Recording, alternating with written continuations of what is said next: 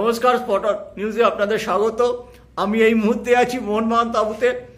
29শে জুলাইয়ের দীর্ঘ প্রস্তুতি মিটিং, যদিও আগামীকাল কল্যাণীতে ডার্বি। সভাপতি সচিব দুজনেই আছেন, কর্মসমিতির একঝাঁক সদস্য রয়েছেন। দেবাশিসবাবু, আগামীকাল কল্যাণীতে খেলা হচ্ছে, কলকাতা ডার্বি, আপনারা কি যাবেন?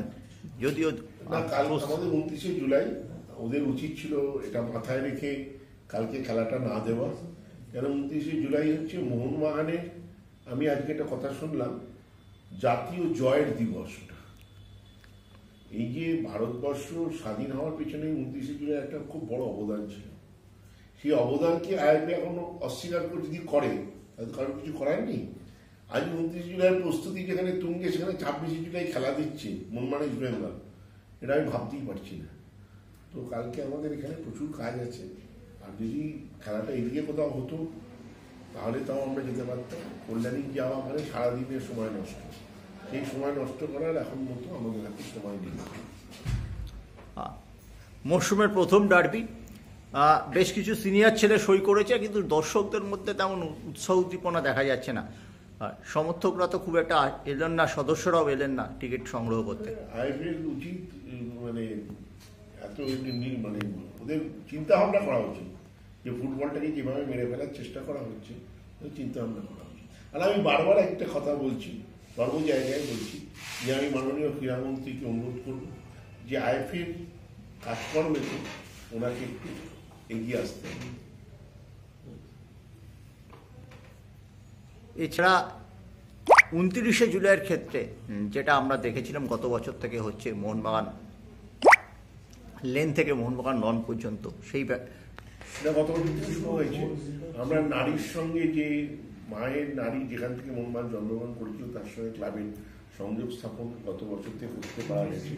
ওরা অনেকদিন আগেই ওখানে 29শে জুলাইয়ের যে 1911-র যে প্লেয়ারদের মূর্তি স্থাপন করেছিল, তো সেইখান থেকে এটা আবার সেদিনও হবে গত বছরের মতোই। সেখান থেকে আমরা সবাই যাবো, সিনজয় যাবে, সবাই যাবে, এবং ওখান থেকে ওরা মিছিল করে, ওই মিছিল আসবে মোহনবাগান লনে 1911-র যে আমাদের এখানে মূর্তি তৈরি হয়েছে তার পাদদেশে। তারপরে বাকি প্রোগ্রাম পরপর হতে থাকে। সিঞ্জয় বাবু, আমরা দেখেছিলাম উত্তর কলকাতায়, তারপর মোহনবাগান মাঠে, এবার হাওড়াতেও হচ্ছে। হাওড়া একটা মোহনবাগানের শহর, এই ব্যাপারটা নিয়ে অমর একাদশের মূর্তি। হাওড়ায় তো র্যালি হচ্ছে একটা, সেটা হচ্ছে 27 তারিখ সকালে। না মানে এইখানে যে অমর একাদশের মূর্তি যে দিকে দিকে আস্তে আস্তে কলকাতার গণ্ডি পেরিয়ে অন্য জায়গায় যাচ্ছে, এইটাকে আপনি কি বল? সে তো অনেক জায়গাতেই আছে, এবং আস্তে আস্তে যেখানে যেখানে ফ্যান ক্লাব বাড়ছে, তারা ওখানে সেলিব্রেট করছে, এবং এটা তো ভালো যে আজকে এই হিস্ট্রিকে মোহনবাগানের যে ফ্যান ক্লাবরা এগিয়ে নিয়ে যাচ্ছে নানা জায়গায়, এটা একটি ভালো পদক্ষেপ।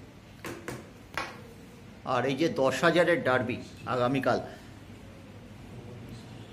নির্ধারিত হয়ে গেছে, মানে লোয়েস্ট অ্যাটেন্ডেন্স 104 বছরের ইতিহাসে, সেটা কালকেই হবে, কিছু করার নেই। এত কম ডার্বি আমরা কোনোদিন দেখিনি। মানে এটা তো ভাবা উচিত ছিল যে একটা ডার্বি যদি নাম দাও, তাহলে সেই ডার্বি কথাটাকে সম্মান দেওয়া উচিত। ডার্বি কথাটাকে এইভাবে ছেলে খেলা করে, তো এটা আমার মনে হয় এই মোহনবাগান ইস্ট বেঙ্গলের এই ব্যাপারটাকে এটা অসম্মান করা হবে।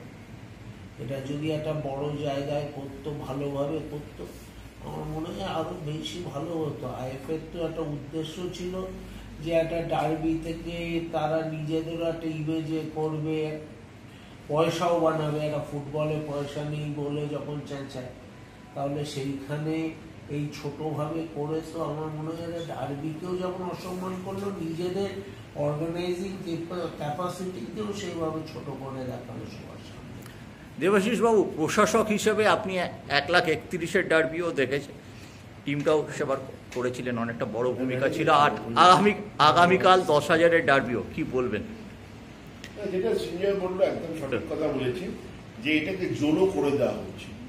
মোহনবাগান ইস্ট বেঙ্গল একটা অন্য মাত্রায়, বাঙালির আবেগ, তার নাম হচ্ছে মোহনবাগান ইস্ট বেঙ্গল। মোহনবাগান ইস্ট বেঙ্গল বেঁচে আছে দুর্গাপুজো আর মোহনবাগান ইস্ট বেঙ্গলের উপর ভিত্তি করে। তো এই যে দুটো জায়গা, সেই আবেগে আমার মনে হচ্ছে কালকে কোথাও ধাক্কা খেতে চলেছে।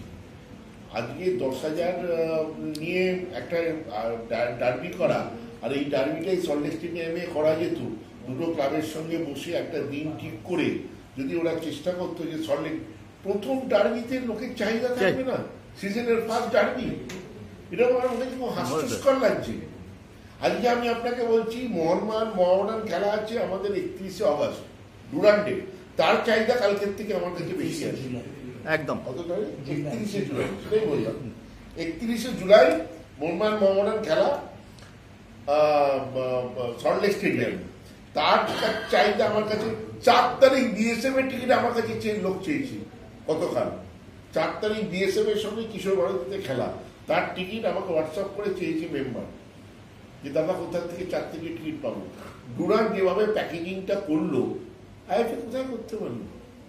প্যাকেজিংটাই করতে পারলো না। যেখানে মুম্বাই ইস্টবেঙ্গল খেলাটা ওদের কাছে বাধ্যতামূলক হতেই হবে। আজকে ডুরান্ডে মুম্বাই ইস্টবেঙ্গল নাও দেখা হতে পারে, কিন্তু এখানে দেখা হবেই, সেটাকে সেই প্যাকেজিংটা করতেই পারলো না। এবং আর মোহনবাগান ইস্টবেঙ্গলে দেখা হবে না, একটা অদ্ভুত নিয়ম আমরা দেখতাম সুপার 6, সেখানে সুপার 6-এ যেন মোহনবাগান ইস্টবেঙ্গল নিজেদের এক গ্রুপে আছে, গট আপ করে ওরা একই দিকে রেখে দিল, যে রেখে দিয়ে খেলাটা খেলালো, একই গ্রুপে রাখলো মোহনবাগান ইস্টবেঙ্গলকে। তো সেটা যাই হোক, চেষ্টা করেছে ওই এর থেকে ওদের রোজগার করা উচিত ছিল। আমি যদি ওদের কোষাগার, আইএফএ কোষাগার যদি এর থেকে ওরা বৃদ্ধি করতে পারতো, সেটাই এই জন্য করা উচিত ছিল। সেটা না করে এটাকে জোলো করে দিল। এটা সিএফএল এর শোকেস ম্যাচ সবকিছু, এটা ভারতবর্ষ